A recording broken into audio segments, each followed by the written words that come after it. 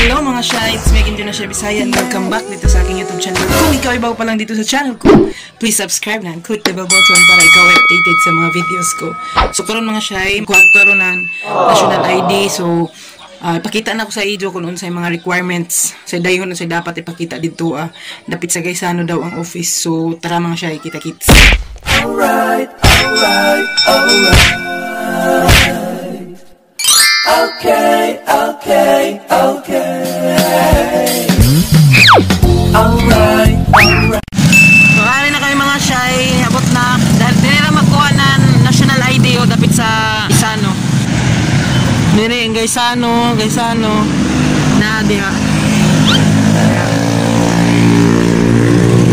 Diri ang mga siya, yung mga adyo ng number, and then pag tawagan niyo number, magpa-check ng mga requirements kung sakto ba niyo requirements na gidaya.